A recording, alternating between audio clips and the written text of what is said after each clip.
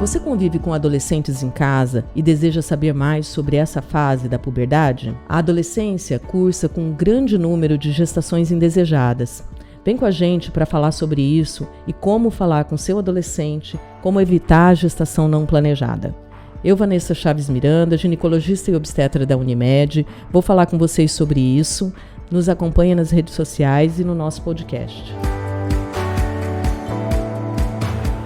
Olá, sejam bem-vindos a mais um podcast da Unimed Campo Grande.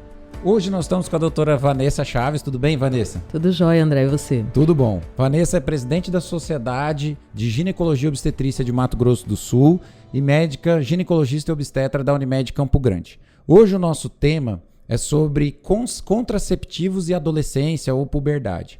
Vanessa, a gente sabe, eu vou direto ao ponto, que nos meninos a puberdade começa quando tem aumento do tamanho do testículo, aparecimento de pelos pubianos, engrossa a voz. Como é que é essa fase nas meninas? Pois é, André, nas meninas é mais ou menos isso, é o equivalente, só que nos órgãos sexuais femininos, né? Uhum. Geralmente a primeira coisa é pelo, geralmente são os pelos pubianos que aparecem, a seguir geralmente é o botão mamário que começa e também a mudança de cheiro, a menina começa a ter mais odor, uma mudança no suor e muitas vezes uma secreção vaginal aumentada. Certo, essa secreção vaginal não necessariamente é um corrimento patológico, não é isso? Exato, como tem mudança da flora vaginal, como começa a ter hormônio, começa a ter mudança da flora e aí ela começa a ter uma secreção aumentada que às vezes é o primeiro ponto que leva a mãe a procurar o ginecologista, porque ela confunde com corrimento, mas é só a umidade aumentada. E essa fase de puberdade, ela tem assim uma idade cronológica para começar? Ela difere de uma menina para outra? Ou não? Todas começam aos 12 anos. Como é que é isso? Não, é normal a partir dos 9. Dos 9? Considerado normal a partir dos 9. É precoce abaixo de 9. Certo. Mas cada família vai ter uma característica, vai depender muito dos estímulos que a menina tem, vai depender muito de hormônios, vai depender de uma série de coisas. Então é normal a partir dos 9 e ela tem que ter alguma característica sexual até os 15 anos. Até os 15? Até os 15. Certo, ok. Bom, e nessa fase entram aquelas dúvidas, né, que as mães têm, ou as avós, ou a própria adolescente tem, de qual é o melhor contraceptivo, ou seja, qual é o melhor método de evitar gravidez nessa faixa etária. Existe um método ideal ou vai depender de algumas características para chegar a essa conclusão? O método ideal para adolescente é aquele que não dependa dela lembrar. O que a gente tem hoje, e isso é recomendado pela Sociedade Brasileira de Pediatria, é que a gente use na adolescente os métodos de longa duração. Não se recomenda como primeiro método contraceptivo, e aí a gente está falando sobre evitar a gestação. Certo.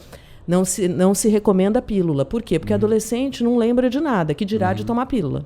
Certo. Então, você usa um método que interfira pouco no corpo, que são os métodos que tem ação hormonal só local e que não dependa dela lembrar. Certo. E que durem mais de 3 anos. E que métodos seriam esses, por exemplo, como que a menina pode ter acesso a esse tipo de método e quais são esse tipo de tratamento? Então, são 3 hoje no Brasil que a gente tem. É o DIU de cobre, que é o que dura 10 anos, o DIU hormonal, que para adolescente a gente tem hoje um DIU que é menor, que tem menos hormônio e que dura 5 anos, e os implantes hormonais que são usados no braço e que duram 3 anos. A diferença é que o implante eu posso colocar na adolescente antes dela começar a ter vida sexual. Então, muitas vezes a mãe percebe que a menina começa a namorar, sente que já vai rolar, é legal ela já pensar em colocar implante. A quem já tem vida sexual, aí eu posso colocar o DIU. Entendi. E as pacientes, tanto do sistema público quanto privado, quais são as opções das pacientes que não têm, por exemplo, plano de saúde para fazer? Ela tem alguma dessas opções que são fornecidas pelo Sistema Único ou não? Exato. Há 1 ano e meio, mais ou menos, o governo estadual aprovou o protocolo de métodos de longa duração e incluiu as adolescentes para usar pelo governo. Então, em todas as cidades de Mato Grosso do Sul, a gente já tem isso liberado. Tem, claro, que passar em consulta e tal, mas você já pode colocar pelo SUS esse tipo de método. Ah, que legal. É bom saber isso porque universalizar o acesso Exatamente. também é importante para que isso se dissemine. E existe um mito ou na verdade, um preconceito quanto à utilização de métodos que envolvam a parte hormonal. Você acredita que isso interfira na decisão das mães ou das adolescentes em colocar com medo, por exemplo, de ganhar peso, de ter problema na tireoide ou até de problema na fertilidade? Você poderia esclarecer isso pra gente? Na verdade, adolescente tem medo de engordar, né? Sim. Na verdade, esse o é básico principal, né? Você pode falar, não, é o de engordar. E hoje a gente tem anticoncepcionais que têm uma dose hormonal muito baixa. Então, se a gente está falando de pílula, a gente tem anticoncepcionais para adolescente que tem uma dose hormonal baixa, que não vai interferir nem em ganho de peso, nem em celulite, que é uma coisa que elas se preocupam muito, né?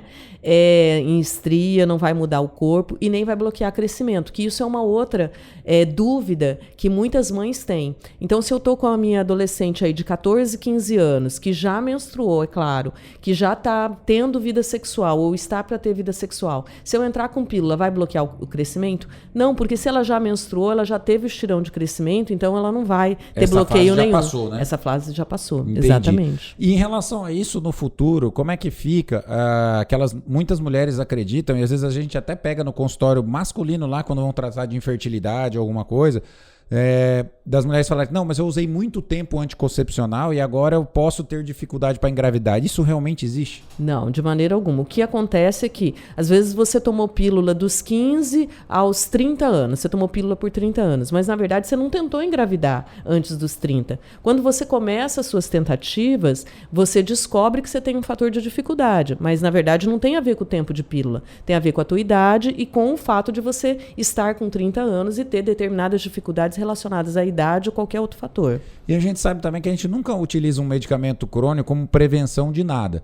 Mas a utilização de anticoncepcional, ela pode favorecer alguma situação ou diminuir a chance da mulher desenvolver alguma doença, alguma coisa assim? Tem muito fator positivo no uso de anticoncepcional, né? A gente diminui muito a endometriose, né? Então isso é um problema, endometriose na adolescência, porque você faz bloqueio dos focos, você diminui muito a chance dela ter cistos ovarianos e às vezes até um tratamento para adolescente que faz muito a gente usar. Você tem várias melhoras no trato reprodutivo, então inclusive no uso, por exemplo, dos DIUs hormonais e dos implantes, você diminui a chance de você ter ascendência subbactéria da vagina para o útero e fazer doença inflamatória pélvica, né? Que é um conceito que a gente tinha o contrário, Sim. de que DIU aumentava o risco de doença inflamatória pélvica. E hoje a gente sabe que ele diminui. Que legal. E existe diferença do ponto de vista assim, de risco de trombose, que a gente sabe que alguns anticoncepcionais têm, do anticoncepcional oral, da pílula, né? Dos dispositivos implantáveis, seja ele o DIU ou o implante subcutâneo? Tem. O oral, ele realmente está relacionado a aumento do risco de trombose e os LARCs, o implante e o DIU não. Tanto que a gente usa em paciente que tem antecedente de trombose, que tem antecedente familiar, porque ele só tem progesterona. E é o estradiol, que é o estrogênio, que faz o aumento do risco de trombose. E todos esses outros só têm progesterona e ela não está relacionada. Certo. E lembrando também que um outro método contraceptivo utilizado, você já tocou nesse ponto que o ideal era aquele, quando a gente está pensando em contracepção, é aquele que não dependa da disponibilidade de lembrança do adolescente. Mas é importante lembrar que também preservativo evita não só gestação, mas também as doenças sexualmente transmissíveis. Nessa fase é importante que a gente oriente ou até associe esses dois métodos, que seria o mundo ideal. Mas nesse sentido, hoje, como é que está o Brasil e o Mato Grosso do Sul em relação à gravidez indesejada? Como que funciona isso? Quais são as repercussões que isso traz para adolescente e para a família? Pois a adolescente, a gente tem mais ou menos 40% das gestações não planejadas acontecem em adolescentes. E o fato de uma adolescente engravidar, o risco de morte dela na gestação é 4 vezes maior do que uma não adolescente, né? Então, a gente tem mesmo um problema de saúde pública em relação à gestação na adolescência. Daí a importância da gente trabalhar muito essa conscientização, tanto da adolescente quanto da família. Então, envolver a família nesse processo, Exato. né? E uma dúvida que já me perguntaram uma vez também, se a adolescente quiser fazer qualquer método contraceptivo, ela precisa da autorização do pai ou da mãe para fazer isso? Não precisa, tá? Então, a adolescente, pelo Estatuto da Criança e do Adolescente, pela Sociedade Brasileira de Pediatria, pela FEBRASGO e pelo CRM, a adolescente tem direito à sua privacidade durante a consulta a partir dos 14 anos. Então, a partir dos 14... Ela não precisa nem de autorização, nem para colocar DIU, Implanon, para tomar pílula, nem durante a consulta.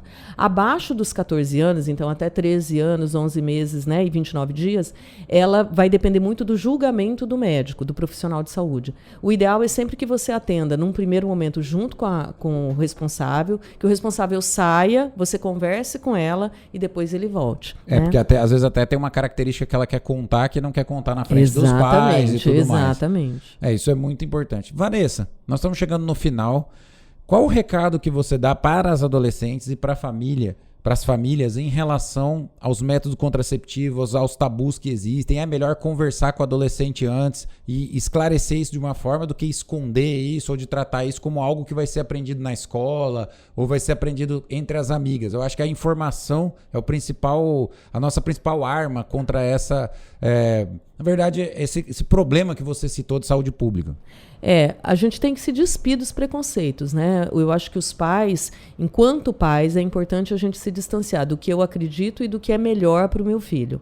O melhor é que ele não engravide, que não tenha nenhuma DST. Né? Então, o ideal é que a gente converse sobre isso e que deixe o adolescente entrar em contato com informação sobre isso, com blogs, com Instagram hoje também informa muito. Então, a gente tentar ao máximo aproximar a informação correta do adolescente. Porque o que acaba acontecendo é que muitas vezes os pais negam. Eles falam, não vai, minha filha não vai acontecer isso com ela. Então, ela não está fazendo isso. E acontece. E a hora que ela assusta, ela tenta prender a filha ou não deixar a filha ter acesso nem à informação. E aí, a hora que ela se vê, ela está vendo a menina grávida. Vanessa, muito obrigado. Espero que vocês tenham gostado desse bate-papo. Foi um bate-papo muito tranquilo.